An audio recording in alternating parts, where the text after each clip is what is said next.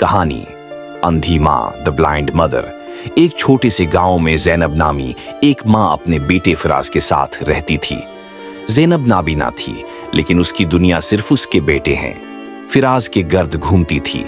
शौहर की वफात के बाद ज़ैनब ने तन्हा अपने बेटे की परवरिश की और उसके रोशन मुस्तकबल का ख्वाब देखा। फिराज पढ़ाई में बहुत ज़हीन था और हमेशा बड़े ख्वाब देखता था।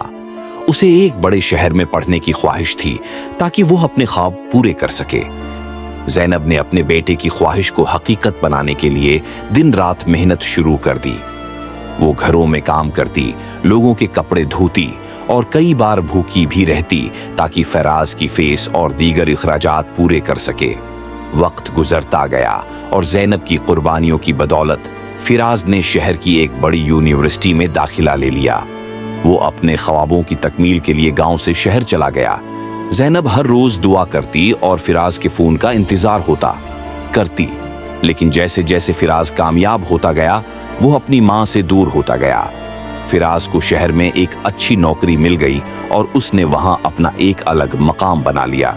वो एक जदीद जिंदगी गुजारने लगा और आहिस्ता आहिस्ता उसने अपनी माँ से बात करना कम कर दी।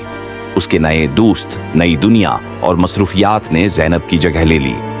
ज़ैनब की दुआएं और फोन कॉल्स अक्सर बेजवाब रहते हैं। गांव में ज़ैनब हर रोज दरवाजे की तरफ देखती कि शायद आज फिराज आएगा। वो पुरानी चारपाई पर बैठी अपने बेटे के बचपन को याद करती रहती, लेकिन फिराज कभी वापस ना आया।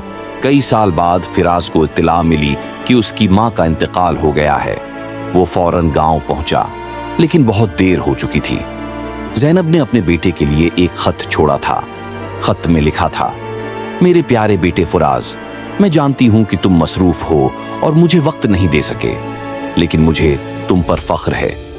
बस एक बात बतानी थी जो शायद मैं कभी कह न सकी। तुम जब छोटे थे तो एक हादसे में तुम्हारी बिनाई चली गई थी।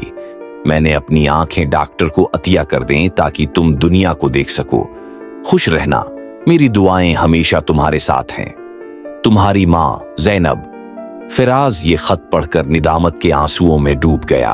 उसे एहसास हुआ कि जिस रोशनी में वो दुनिया देख रहा है वो रोशनी उसकी माँ की कुर्बानी का नतीजा थी, मगर अब वो अपनी माँ को कभी वापस नहीं ला सकता था।